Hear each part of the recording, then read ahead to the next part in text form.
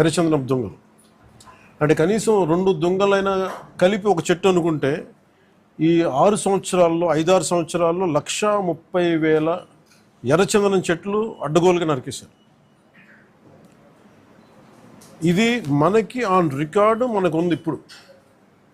So నేను మిగతా అధికారులందరితో మాట్లాడుతున్నప్పుడు దీని విలువ ఎంత ఉండొచ్చు అంటే యాజ్ ఆన్ నౌ మార్కెట్లో ఇప్పుడున్న 40 లక్షల టన్ను అనుకుంటే, మెట్రిక్ టన్ అనుకుంటే దాదాపు 2,000 కోట్ల నుంచి 5,000 కోట్లు ఇప్పుడు మనకు ఉన్నది. అసలు ఇది పట్టుకున్నది ఎంత ఉంటుంది అంటే దీనికి కనీసం 2 నుంచి 3 దాకా ఉంటుంది అనేది ఒక అంచనా కింద మన అధికారులు చెప్తా ఉన్నారు. సో దీన్ని బట్టి మీరు అర్థం చేసుకోవచ్చు, ఒక క్లోజ్ టు ఒక 8,000 to 10,000 crores వర్త్ ఎర్రచందనం ఇక్కడ స్మగ్లింగ్ చేయబడింది.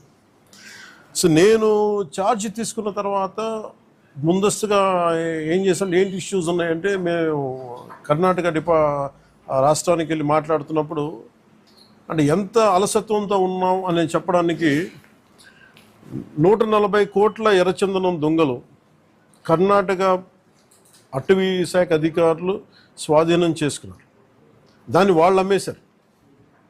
అది నేను కుంకి ఏనుగుల కోసం వెళ్ళి వాళ్ళతో ఇంటరాక్షన్లో వాళ్ళు థ్యాంక్స్ చెప్తున్నాను, మీకు థ్యాంక్స్ చెప్పాలి, మాకు మీ వల్ల మాకు 140 కోట్లు మా అటవీ శాఖకి వచ్చినాయని. ఏంటి వచ్చినాయి అంటే మీరు కొట్టేసిన ఎర్రచందనం, మీ స్మగ్లర్లు కొట్టేసిన ఎర్రచందనం దొంగలు మేము ఇక్కడ పట్టుకుని దాన్ని వేలం పాటలు అమ్మేసి మాకు 140 కోట్లు వచ్చిందని. అంటే దీనికి అప్పుడున్న మంత్రులు కానీ ఒక్కరు కూడా బాధ్యత తీసుకోలేదు. ఈరోజు నేను దాన్ని పొలిటికలైజ్ చేయడానికి కూడా పెద్ద ఎక్కువ మాట్లాడే దాని గురించి, ఎందుకంటే జరిగిపోయిన దాని గురించి మనం ఏం చేయలేదు, కానీ ఏం కరెక్షన్స్ చేయాలి భవిష్యత్తులో అనే దాని మీద ఉంది. దీంట్లో కూర్చోబెట్టి ఎస్పీ సుబ్బారెడ్డి గారి నేతృత్వంలో టాస్క్ ఫోర్స్ పనిచేస్తూ ఉంది, రెడ్ శాండర్స్ని ట్యాకిల్ చేసే టాస్క్ ఫోర్స్. దీని గురించి కూర్చోబెట్టి అటవీ శాఖ అధికారులతోటి కానీ అండ్ టాస్క్ ఫోర్స్ అధికారులందరితో కూర్చోబెట్టి 5 జిల్లాల ఎస్పీలతో కూర్చొని మాట్లాడాం. ఇప్పుడు దాకా ఒక రివ్యూ మీటింగ్ చేసాం. అంటే ఈ మీటింగ్ తాలూకు ఇంటెన్షన్ ఏంటంటే ఎంత స్మగ్లింగ్ జరిగింది, ముందు ఎంతసేపు ఎర్రచందనం జరిగింది, ఎర్రచందనం స్మగ్లింగ్ జరిగింది అని ద వాల్యూమ్ ఆఫ్ స్మగ్లింగ్ ఎంత ఉంది, ఎన్ని దొంగలు ఉన్నాయి మీరు ఊహించుకోండి. 2,60,000 దొంగలు అంటే 1,30,000 పచ్చని చెట్లు ఇప్పుడు ఈరోజు మన కొట్టేస్తే వచ్చినాయి. దీనికి కొన్ని లక్షల చెట్లు కొట్టేస్తుంటారు, కానీ ఇంకో 2 లక్షలు అదనంగా కొట్టింటారు, కానీ తక్కువ క్లోజ్ టు అనదర్ ఒక 1.5 to 2 lakh చెట్లు కొట్టేస్తుంటారు. ఇది మనకి అందరినీ లెక్కేది. ఇప్పుడు అన్నీ వెళ్ళి లోపలికి వెళ్ళి చూస్తే పెద్ద చెట్లు ఏం లేవు, అన్నీ కొట్టేసిన చెట్ల తర్వాత పక్క నుంచి వచ్చే మొలకలు కొంచెం పెద్దగా అయినాయి. కానీ సో ఎర్రచందనం, ఇది ప్రత్యేకించి ఎర్రచందనం శేషాచలం అడవులకే వెంకటేశ్వర స్వామి వెలిసిన ఈ ప్రాంతానికి ఎందుకు ప్రసిద్ధి అంటే ఇది ఆయనకి గాయం తగిలి ఆయన రక్తం నుంచి వచ్చింది. అందుకని దానికి ఆయన రక్తం కింద పడింది కాబట్టి ఆ రక్తాన్ని వృధా పోనివ్వటం ఎందుకని చెప్పి దానిని ఆయన ఎర్రచందనంగా చేశారనేది ఇది మన శాస్త్రాలు చెప్తా ఉంటాయి. సో ఎర్రచందనం అనేది అంత ప్రాశస్త్యం దాన్ని. దాన్ని జస్ట్ ఏదో మనం కూర్చొని ఒక చెట్టు అని కాదు, ఇట్స్ ఒక డివైన్, దీనికి ఒక డివైన్ యాంగిల్ ఒకటి ఉంది. సో ఇవన్నీ దృష్టిలో పెట్టుకుని మనం కాపాడుకోవాల్సిన అవసరం, ఎందుకంటే ఒక్కొక్క చెట్టు ఇట్ క్రియేట్స్ ఒక బయోడైవర్సిటీ, ఒక ఎకో సిస్టమ్ క్రియేట్ చేస్తుంది. కానీ ఇటు అడ్డగోలుగా వీళ్ళు డబ్బుల కోసం వీళ్ళు అడ్డగోలు ఖర్చు పెట్టేస్తే, ఇష్టారాజ్యంగా చేస్తే అసలు ఎవరు ఏమీ చేయలేరు అనుకున్నప్పుడు రాగానే గౌరవ ముఖ్యమంత్రి చంద్రబాబు నాయుడు గారు రాగానే మేము ప్రత్యేకించి మేము పట్టుకుని లా అండ్ ఆర్డర్ ఒకటి, రెడ్ శాండర్స్ మటుకు వీ హ్యావ్ టు పెట్టి ఫర్మ్ హోల్డ్ తీసుకోవాలి, ఫర్మ్ స్టాండ్ తీసుకోవాలని నిర్ణయించుకుంది. తీసుకున్న తర్వాత మన టాస్క్ ఫోర్స్ని ఏర్పాటు చేయడం జరిగింది. ఆ టాస్క్ ఫోర్స్లో కూడా ఇప్పుడు దాకా నేను ఎప్పుడైతే మన కర్ణాటకకి వెళ్ళానో, కర్ణాటక అటవీ శాఖ మంత్రి గారిని కానీ గౌరవ ముఖ్యమంత్రి సిద్ధరామయ్య కానీ నేను అడిగింది ఏంటంటే, వీళ్ళ స్టేట్ టు స్టేట్ ఒక కోఆపరేషన్ కావాలి, మాకు ఒక అండర్స్టాండింగ్ లేదు, లెటర్ ఆఫ్ అగ్రిమెంట్ లేదు, లెటర్ ఆఫ్ అండర్స్టాండింగ్ లేదు. ఎందుకంటే నేపాల్లో మన ఆంధ్రాకి చెందిన ఎర్రచందనం అక్కడ దొరికితే, ఎర్రచందనం మేజర్లీ ఆంధ్ర, ముఖ్యంగా మన శేషాచలం అడవులు, ఇక్కడ దొరికింది నేపాల్లో పట్టుబడితే, అది కూడా కొన్ని 100 కోట్లు పట్టుబడితే నేను ఛార్జ్ తీసుకోగానే ఫస్ట్ పెట్టిన ఇది సంతకం ఏంటంటే అక్కడి నుంచి తీసుకురావడం. అంటే అది ఏముందంటే కంట్రీకి అండర్స్టాండింగ్ ఉంది. అంటే వేరే కంట్రీలో ప్రొడ్యూస్ అయిన ఉత్పత్తి అయినది ఏదైనా సరే అక్కడ దొరికితే అది మేము తిరిగి తీసుకురావచ్చు అనేది అది ఒక ఇంటర్పోల్లో లేదంటే ఒక బిట్వీన్ కంట్రీస్ ఉన్న ఒక అండర్స్టాండింగ్ ఉంది. అది మన రాష్ట్రాలకు ఎందుకు లేదని చెప్పి నేను ఆ ఇనిషియేటివ్ తీసుకొని కర్ణాటకకి వెళ్ళి కర్ణాటక ప్రభుత్వాన్ని అటవీ శాఖ మంత్రి గారిని ఈశ్వర్ ఖండ్రే గారిని వారితో మాట్లాడి we have letter of understanding between states system, మన కర్ణాటకకి మన ఆంధ్రకి.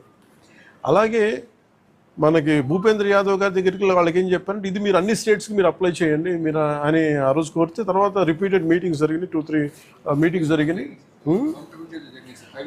5 మీటింగ్స్ తర్వాత నౌ అగ్రిమెంట్ అంటే ఏ స్టేట్లో ఆంధ్రప్రదేశ్ తాలూకు ఎర్రచందనం దొరికినా కానీ మనకి ఆ స్టేట్ మనకు తిరిగి అప్పగించేస్తుంది. అది ఎన్డీఏ ప్రభుత్వం తీసుకొచ్చిన ఇనిషియేటివ్. సో దాని ద్వారా ఎస్పీ గారు తన టాస్క్ ఫోర్స్ నిపించి ఎంతమందిని సార్ మనం can you give the details? లేదు అంటే మిగతా రాష్ట్రాల్లో ఎంత పట్టుకున్నాం కదా ఒక కిన్ని కేసులు క్లోజ్ టు రీసెంట్గా సార్ గుజరాత్ రాష్ట్రము, తర్వాత ఢిల్లీ, కర్ణాటక, తమిళనాడు రాష్ట్రాల నుంచి దాదాపుగా ఈచ్ రాష్ట్రం నుంచి 4 to 5 tons ఆఫ్ ఎర్రచందనాన్ని మనం సీజ్ చేసి మళ్ళీ వెనక్కి తీసుకురావడం జరిగింది సార్. దాదాపు ఒక 30-40 crores ఉంటుంది కదా, 25 to 30 crores ఉంటుంది. At the same time 149 persons other states ఏంటి అదర్ స్టేట్ అఫెండర్స్ అందరినీ కూడా ఎన్బిడబ్ల్యూస్ హెచ్బిడి చేసి అరెస్ట్ చేయడం జరిగింది సార్. తర్వాత ఈ మధ్యకాలంలో మనం టాస్క్ ఫోర్స్ 83% కన్విక్షన్ని మనం రీచ్ అవ్వడం జరిగింది సార్. అలాగే ప్రత్యేకించి ఉమ్మడి కడప జిల్లా ముఖ్యంగా 2-3 జోన్స్లో చాలా విపరీతంగా జరుగుతుంది.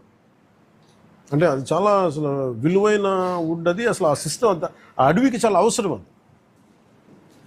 అది ఒకటి నేను గవర్నమెంట్ మన డిపార్ట్మెంట్ ఫారెస్ట్ డిపార్ట్మెంట్ అధికారులతో కూడా చెప్పింది ఏంటంటే మొన్న రివ్యూ మీటింగ్లో కూడా ప్రత్యేకించి పేషెంట్ నుంచి నేను మాట్లాడుతుంది, ఎర్రచందనం ఏదైనా సరే మిగతా అవసరాలకు కావాలంటే తోటల్లో పెంచుకోవచ్చు, ఫామ్స్లో పెంచుకోవచ్చు, మేబీ అది వాళ్ళు వాడుకోవచ్చే. కానీ ఇది మటుకు ఈ అడవులకే పరిమితం ఉండాలి, ఎందుకంటే ఈ ఎకో సిస్టమ్ని ఈ బయోడైవర్సిటీని కాపాడేది మొక్క.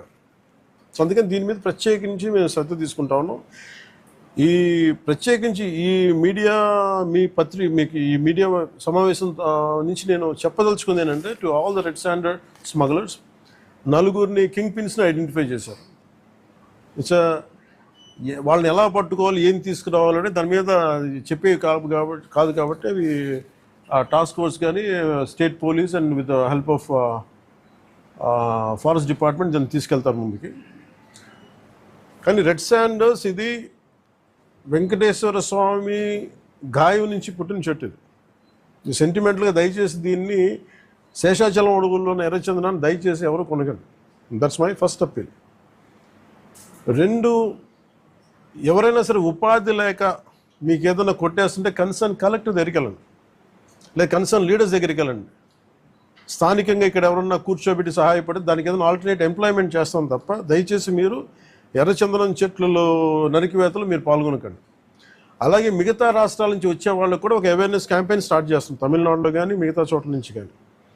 ఆ క్యాంపెయిన్లో కూడా దయచేసి మీరు ఇక్కడికి వచ్చి దీన్ని మీరు కేసులో ఇరుకోవద్దు, అది చాలా ఫామ్గా చెప్తా ఉన్నాం. ఎడ్యుకేట్ చేస్తాం, అవేర్నెస్ ప్రోగ్రామ్స్ ఇస్తూ ఉన్నాం, ఇవన్నీ. అలాగే నేను అడుగుతున్నా, it's also create law and order problems. అది ఎలా చేస్తున్నారంటే వీళ్ళు నరికి దొంగలు తీసుకెళ్ళిపోతున్నప్పుడు వీళ్ళని ఆపాలనుకున్నప్పుడు వీళ్ళు లైసెన్స్ ప్లేట్ లేని కార్లు కావచ్చు, లేదంటే అసలు ఇంజన్లో కూడా చాసిస్ మీద నెంబర్లు చెడిపేసి దొంగతనం చేసిన కార్లు, అది ఒక చాలా క్రమబద్ధీకరణతో జరుగుతుంది, చాలా మెథాడికల్గా జరుగుతుంది. సో వీళ్ళకి మేము ఏం చేసుకున్నామంటే 1 సింపుల్ వార్నింగ్ అందరికీ ఇస్తుంది, ముఖ్యంగా రెడ్ శాండర్స్ అందరికీ కూడా.